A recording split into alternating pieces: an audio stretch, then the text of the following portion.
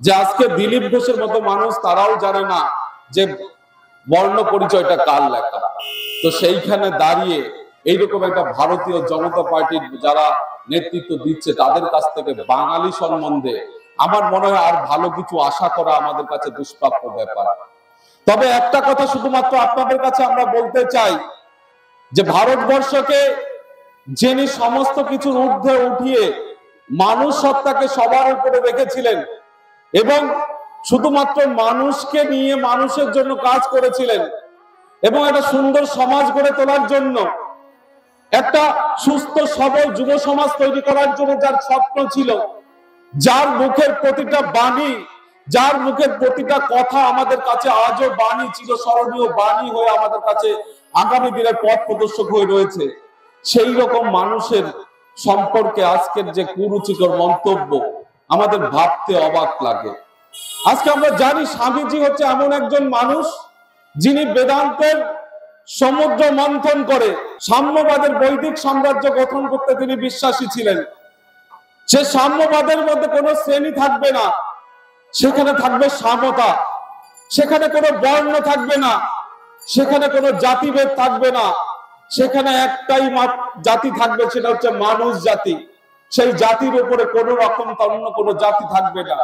আর এটাই হচ্ছে বিজেপির কাছে আমার মনে হয় এই ধরনের মহাপুরুষ যারা আছেন তারা তাদের কাছে খারাপ।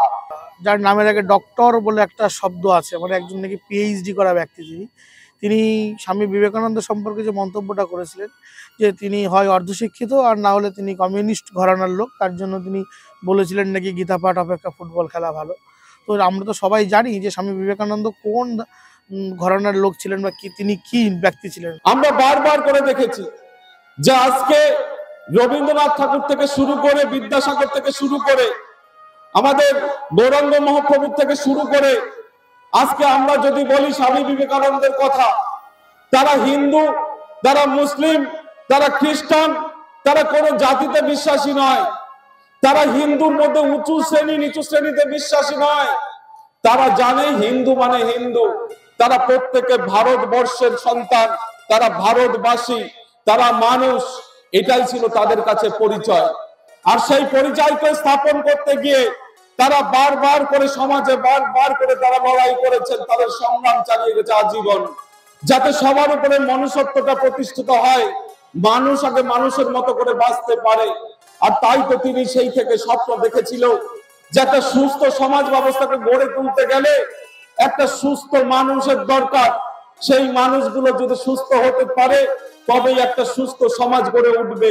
যার জন্য তিনি বলেছিলেন তার সেই বিখ্যাত বাণী যে আজকে গীতা পাঠের থেকে ফুটবল খেলাও অনেক উত্তম, এই কথাটা তিনি বলেছিলেন। কিন্তু তার কথাটা কোনো মতেই আমার মনে হয় গীতা পাঠকে ছোট করেননি বা ফুটবল খেলাকে গীতা পাঠের থেকে শ্রেয় করতে চায়নি। তিনি এই কথাটার মধ্যে যে অন্তর্নিহিত যে ভাব সম্প্রসারণটা ছিল সেটা আমার মনে হয় ডক্টর সুকান্ত মজুমদার তিনি অনুধাবন করতে পারেননি। কারণ তাদের মাথাতেও সেই যে মিথ্যেবাদী বা তাদের মাথায় যে অসাম্যবাদের, তাদের মধ্যে যে স্বৈরতন্ত্রের বার্তাটা পৌঁছে দিয়েছে বর্তমান বিজেপি, সেটা পরিস্ফুটভাবে সেই দিন প্রকাশ পেয়ে গেছে তাদের সেই মাঠ থেকে, গীতা পাঠের মাঠ থেকে। সেদিকে সারা দেশ বিদেশ তথা সারা বিশ্বে যাকে আদর্শ আইকন বলে মানা হয় এবং যার জন্মদিনটাকে মানে যুবদিবস হিসেবে পালন করা হয়, তাকে এইভাবে অপমান করাটা, সর্বোপরি তিনি আমাদের বাঙালি, আগে এই বাঙালি হয়ে বাঙালির অপমান, এটা আমরা মেনে নিতে পারিনি। মিডিয়াতে, সোশ্যাল মিডিয়া আমরা দেখেছি যে গত 24 তারিখ ভারতবর্ষের জনতা পার্টির পশ্চিমবঙ্গের যে সভাপতি সুকান্ত মজুমদার আমাদের ভারতের যুব সমাজের আইকন স্বামীজিকে যে অর্ধশিক্ষিত বলে যে কুমন্তব্য করেছে, তারই বিরুদ্ধে আজকে আমাদের যুব সমাজ নেমেছে প্রতিবাদ করতে। কোন এক সাংবাদিকের প্রশ্নের উত্তরেই বলেছিল যে কোন এক সাংবাদিক তাকে প্রশ্ন করেছিল সুকান্ত মজুমদারকে যে গীতা পাঠ অপেক্ষা ফুটবল খেলা উত্তম, এই কথাটা তো স্বামী বিবেকানন্দ বলে গেছেন, তাই এটা আপনারা হঠাৎ গীতা পাঠ করছেন, এইরকম কোন একটা প্রশ্ন তাকে করেছিল আমরা যতটুকু দেখেছি সোশ্যাল মিডিয়ায়। তো সেই প্রসঙ্গে তিনি বলেছিলেন যে যারা অর্ধশিক্ষিত এবং যারা গীতা পাঠ জানে না, গীতা পাঠ সম্বন্ধে যাদের জ্ঞান নেই, তো যারা অ্যাকচুয়ালি কমিউনিস্ট, মানে তাদেরকে কমিউনিস্ট ঘরানার বা প্রোডাক্ট বলে তিনি কুরুচিকর মন্তব্য করতেও ছাড়েননি। তো তো তারই প্রতিবাদে যে একজন স্বামীকে মানে একজন রাজ্য সভাপতি বিজেপির, তিনি একজন মহাপুরুষ যুগ অবতার, যাকে স্বামী বিবেকানন্দকে আমরা শুধুমাত্র বাংলার নয় সারা ভারতবর্ষের একজন যুগ পুরুষ বলে আমরা মানি।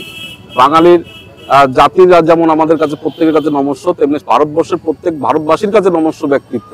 তো তার সম্বন্ধে যে কটূক্তি, এই কটূক্তিটা আমরা বাঙালি হিসেবে বা ভারতবাসী হিসেবে আমরা এটা মেনে নিতে পারিনি। তারই প্রতিবাদে আজকে এখানে প্রতিবাদ সভা ছিল। আমি একদম অন্তর থেকে বলছি, আমি কোন রাজনৈতিক দলের প্রতিনিধি হিসেবে আমি মাইক ধরছি না এখানে।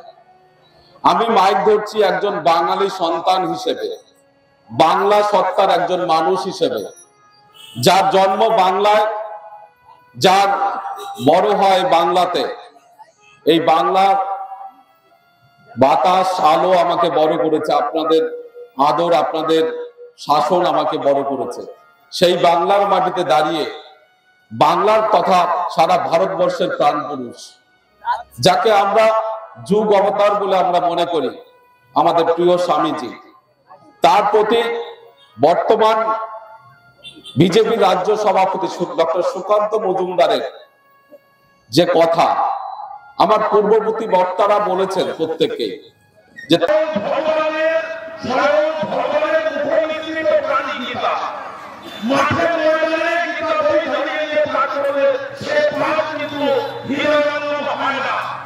এবং আগে যারা স্বাধীনতা সংগ্রামী তারা কিন্তু গীতা পকেটে রাখবে স্বাধীনতা সংগ্রামে উদ্বুদ্ধ করার জন্য এবং ফুটবল খেলতে শহীদ তৈরি করার জন্য।